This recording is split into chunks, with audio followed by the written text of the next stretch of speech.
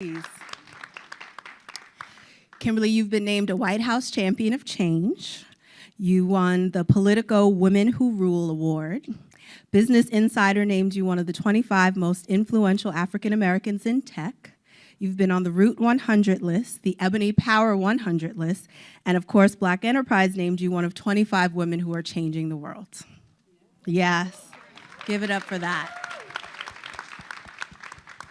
So we're so grateful to have you here today. Tech has been a thread throughout your entire career, from your education to your early jobs in corporate America to, of course, founding Black Girls Code, and now your work in venture capital and with the Black Innovation Lab. You really believe in using technology as a lever for progress, and you measure that progress by societal impact, by generational wealth, and by equity. So the obvious question is, why tech?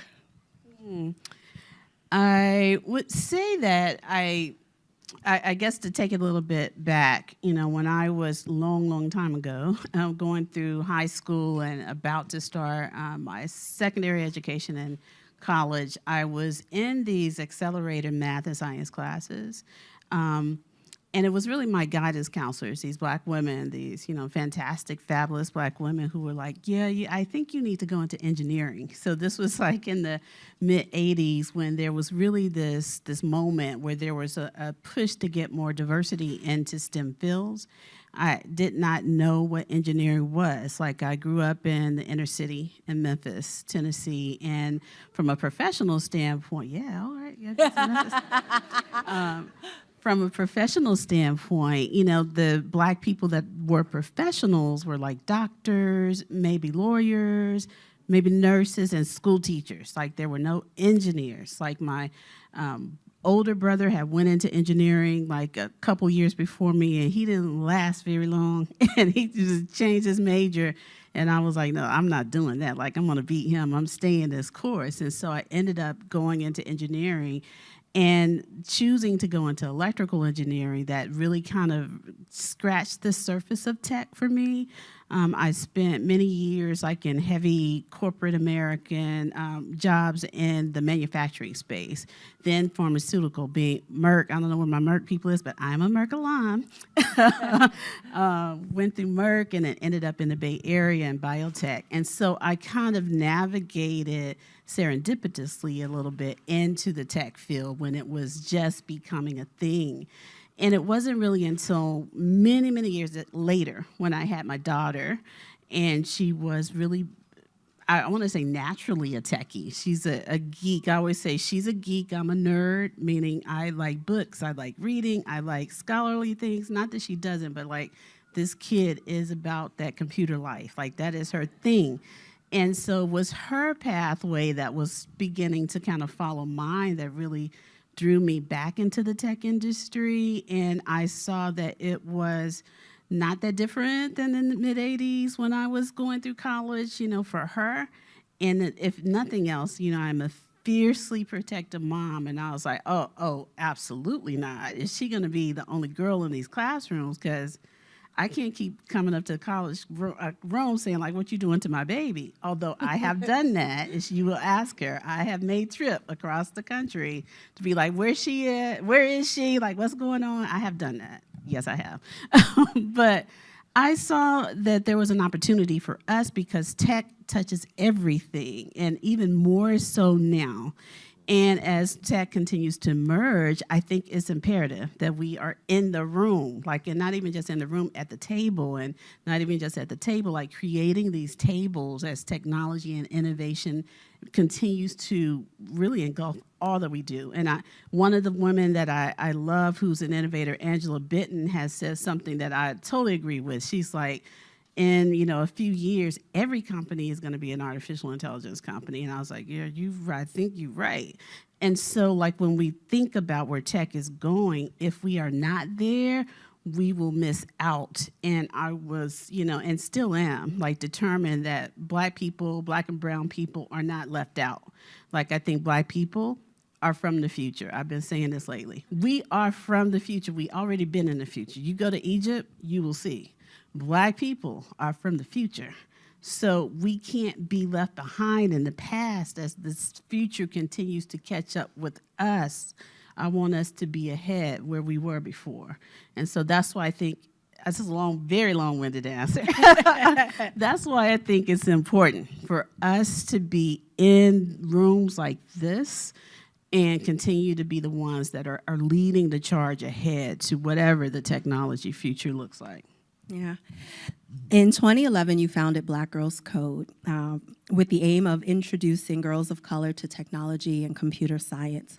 For all of the founders in the room who are grinding away trying to build, can you talk about what it was like building that organization from zero to an international organization with 100,000 students and $30 million in donated funds? Yeah, I actually think that 30 million is actually a little bit low. That's like at the end, like in 1 year, but I think overall, over 10 years, we probably raised maybe like 60 million or so. But I will say this, now that I am back in this startup mode again, and I look back, I'm gonna be honest and tell you, I often think like, oh, I don't know how I did this. It's like, because it is very hard to start something from nothing. And when I created Black Girls Code, I didn't have anything. Like literally, I had a little bit of 401k. I was thinking about starting a startup company of my own, and I didn't know what that would be. But I was like really driven. So like, I think it's a testament to passion will drive you places your mind can never. That is a fact. And it is going to be hard because I really do look back at it. It's like in those years when we didn't have, it was just me and an intern, and then maybe me, and we finally could hire one person. Then we had two. Like, it was no joke. It was an extremely difficult journey. And I remember just over the past few days, I was looking through something in my phone, in my notes app, and I keep my goals for the year often in there.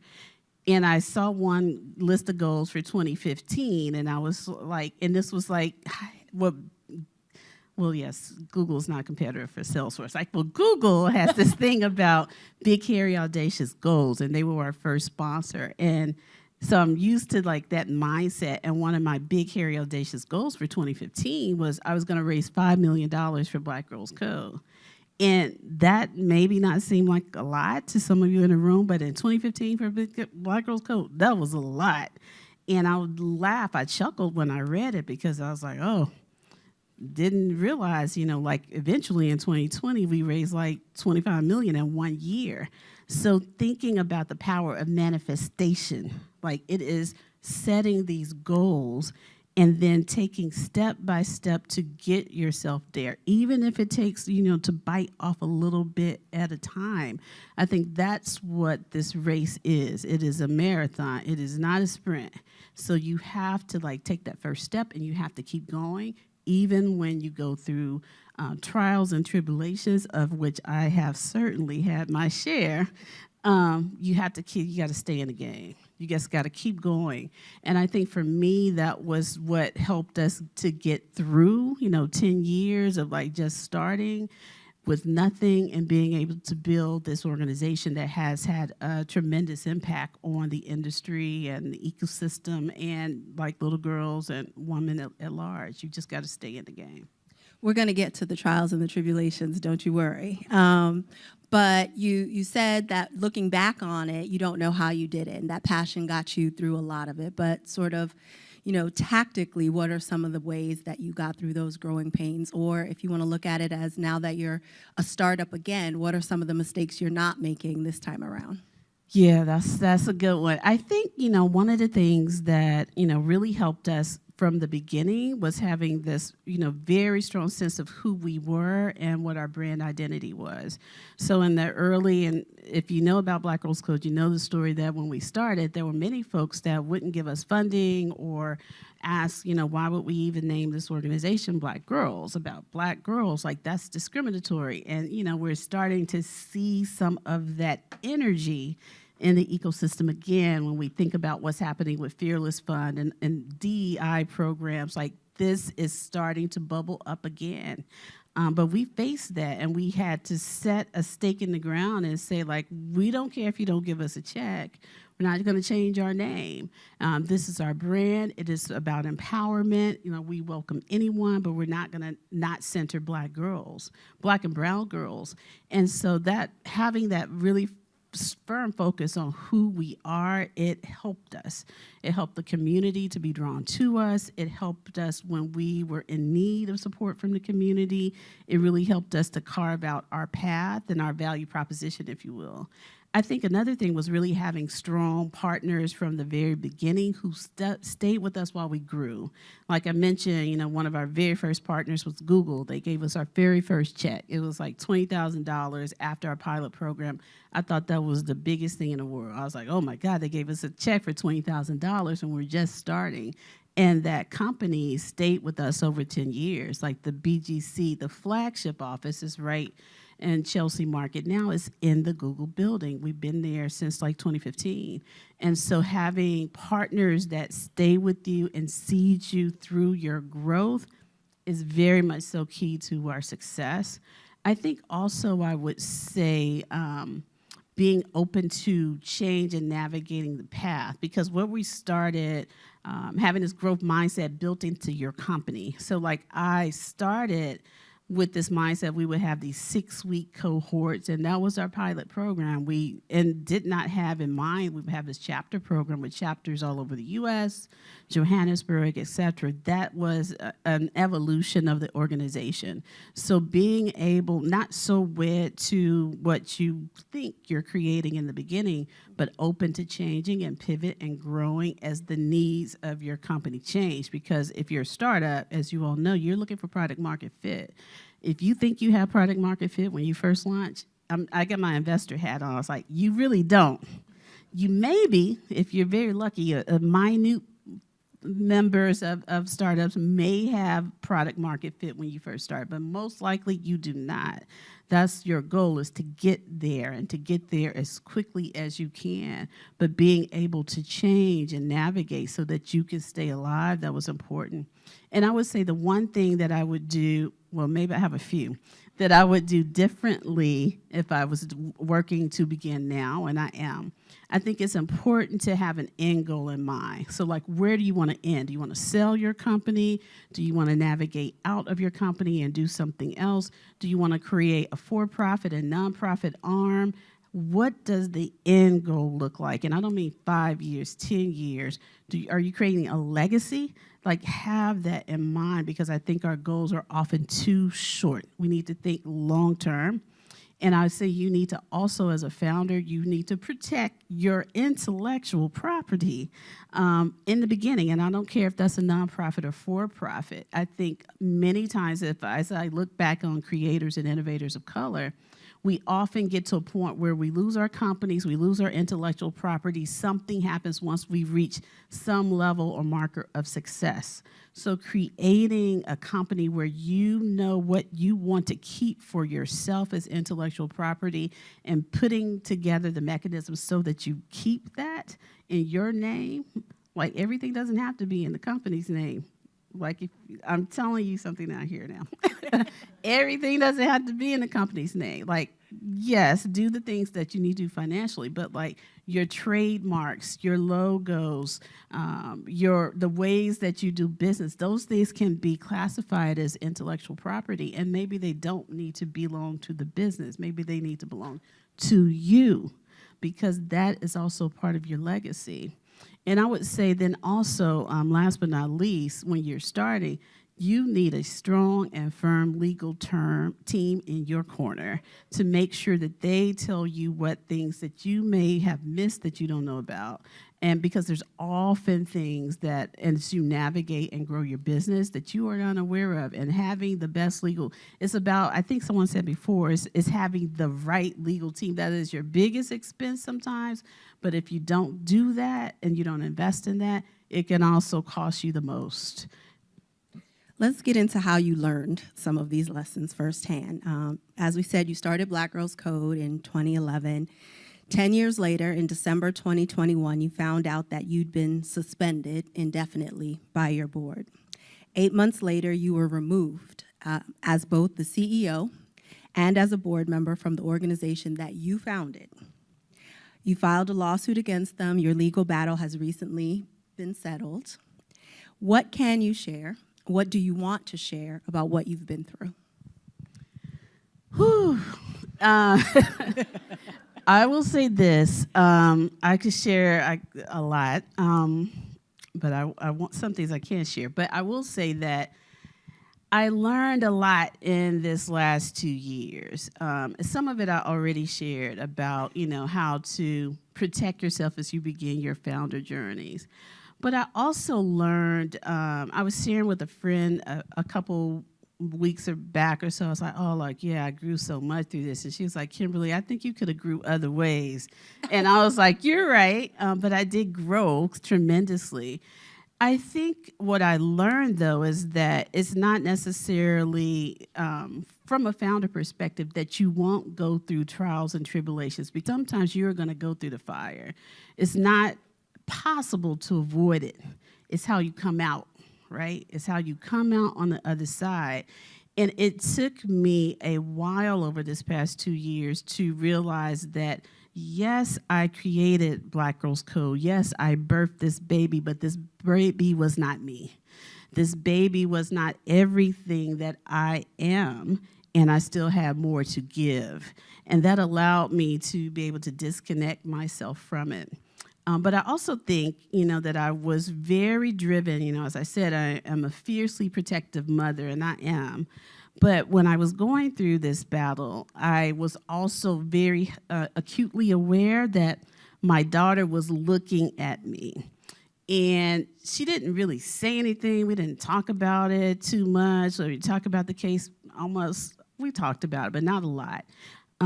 But we have always had this thing within Black Girls Code where we said some things are taught and some things are caught. And I knew that I was in a moment where she was watching me from afar, and not even just Kai, but other girls that were in the organization were watching. And not even just girls within the organization, other women were watching. And that I had to navigate to this storm in a way that showed them that they could make it through and that they could stand up against injustice. And that was my fight. I was like, I don't care. If I have to spend every dime, I am not going to sit down and be quiet. And so it's interesting. I was thinking about this recently. It was interesting. The year before this all happened, I was doing all these speaking events, and I was building up my savings. I was like, oh, this is going to be great, because I was already thinking about transitioning within a very short time when all this happened. And then this happened, and we'll get to that. But so I had been saving this. I was saving up and saving. I was like, oh, I don't know what I'm going to do next, but I got a little nest egg. But I thought that was for the future, but it was for the fight, right? Because, I think one of the things that was interesting in this time, in the past 2 years, is that so many women, I was sharing with someone earlier, mostly, Black and brown women, came to me in the midst of my fight and was like, thank you. This happened to me as well, and, I couldn't say anything about it, or I couldn't fight them because fighting legal battle is expensive. And I'm so glad you're staying. She said, they were like, don't matter what they throw at you, just stay the course. And that was what I did. Because the getting into what actually happened was that we were coming out of 2020 and this summer of, I want to say, resistance, if you will. Like many other Black-led organizations, we had an influx of dollars. So we raised almost $30 million in 1 year. I remember vividly, probably mid-June or July and August, when all of the protests started to happen. My senior development officer and I were sitting at the computer and literally watching the tick, tick, tick signal of the incoming donations. And we were like, this site is glitching, something is happening. This is not right. We've never seen anything like that in our life. And we were literally at a point where at one point we were raising $150,000 a day. That's on the low side. It was bananas. And this was in the midst of the pandemic still. And so by the end of that year, we had grown from having $3 million or so in our coffers when we went into COVID to having over $30 million or so dollars. It was unprecedented. I knew we were in a moment. We used a lot of the resources that we had to start also building our staff. We probably went from like 8 people to like almost 20, 30 people, still completely remote. When we came out of it in 2021, like many organizations, like we started to really experience that cultural friction. Like half the people, we never even worked together. We never seen each other in person. And so we were going through this moment of trying to transform the organization, dealing with organizational friction. Are we going back to work? Are we not going back to work? Lots of intergenerational challenges that we had, I think they still do have within the organization, and someone saw it as an opportunity. We had 2 people that left the organization. They made these claims against the culture and the toxicity. We knew we had issues with the culture. We were trying to work on it. But there was a person within our board of directors that saw us as an opportunity to seize control, and that's what they did. And so now this puts me in the position of actually having to fight the people that I brought into the organization to help me. And that was the battle for the last 2 years, is to fighting for this tarnish on the legacy of the organization, fighting for being able to still be the voice of the organization. And that battle ended with me leaving the organization, us reaching a settlement. And the person on the board who pushed me out is now a CEO of the organization.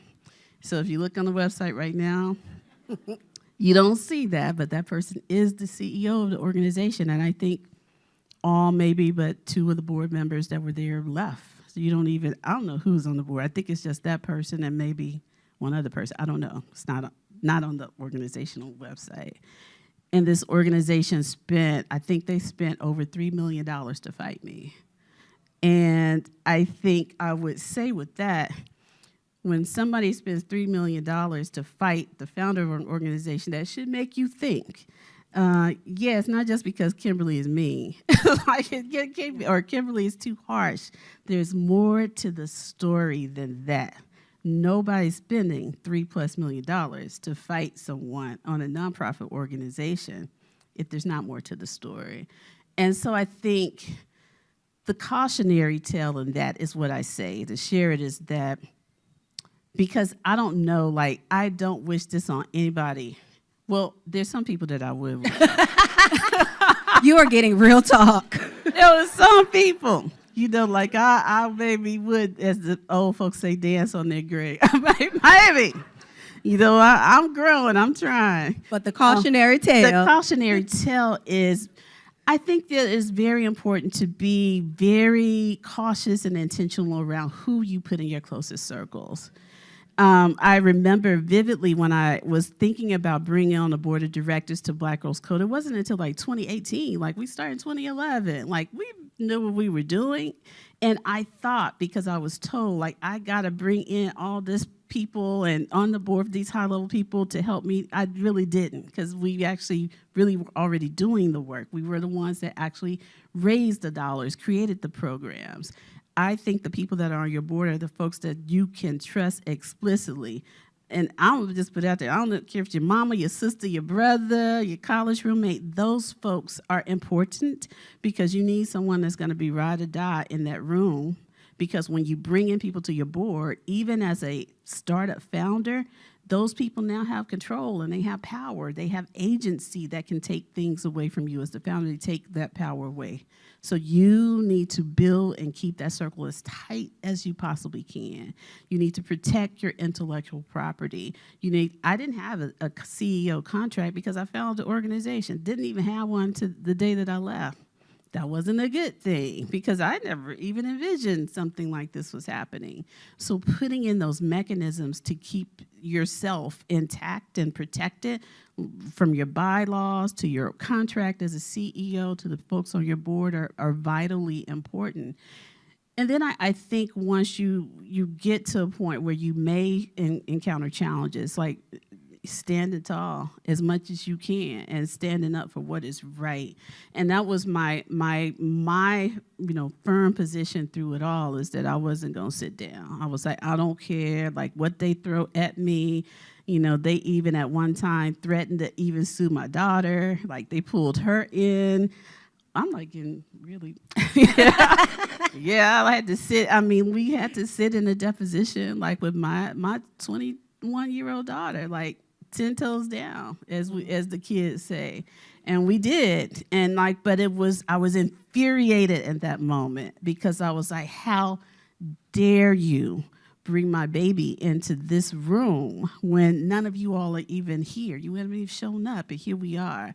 And so for me, that was, about never sitting down. Like, when there is an injustice, I think it is important that we stand up. So even if it's not our fight, right? So with Fearless Fund, that maybe not, we think is not our fight, but it really is. Because when it's a Black woman in the seat of power, and when they see the possibility of Black women, even us, we are so ingrained in this white supremacist culture that we sometimes use the master's tools against each other.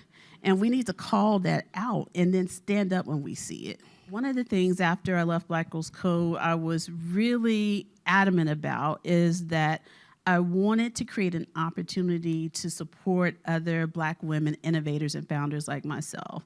And I was like, I was having all these conversations, doing mentoring, and I was like, I want to do more than just give advice. I want to write a check, because that's what we need, is we need the capital. And I was going to initially build in Oakland. That is my hometown now. I love it.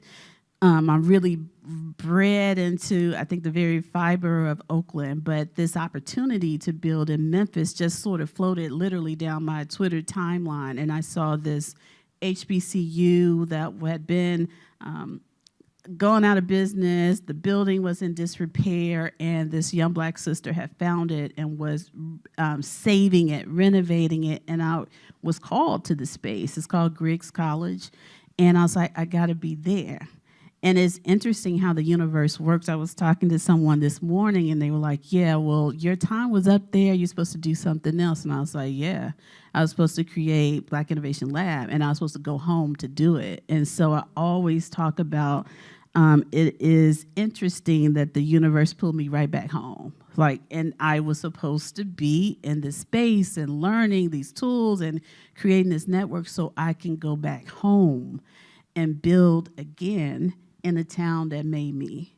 And so for me, I think it's about building this Black Innovation Center where we can focus, and our thesis is, talent is equally distributed, opportunity is not. But Black people are in the U.S. South. Yes, I know we're sitting here in the tower in New York, but Black people, over half of Black people, population in the U.S. is centered in the U.S. South, but capital doesn't flow to the U.S. South in the Midwest. It flows on the coast. And I'm like, nah, we need to move the capital to where we are, where our people are, and we need to figure out ways to do it differently so that we're not extracted from the community, but we're we're investing in the community as we rise these entrepreneurs, so that Black people in Memphis are seen for something other than crime. When you look on the news, that we're seen as a center for innovation, and we can actually realize that dream. You'll know, when I say of being the Black Mecca, and again, got to be Atlanta of the South. We think that belongs to Memphis, or I'm just, biased. That should be Memphis, and that is my goal, is just to really take it back, everything that I learned. And so when I think about this journey, I was like, yeah, now I get it. I get why I had to go through what I went through. I get why I created what I did. Part of it was creating a talent pipeline, but a part of it was just learning the tools so I could use the tools to help us. And that's my next goal, is to really focus on creating this opportunity to really birth a tech ecosystem in Memphis and rise up the community that I love. Thank you so much, Kimberly. Please join me in thanking her for being so open with us today. Thank you. Thank you.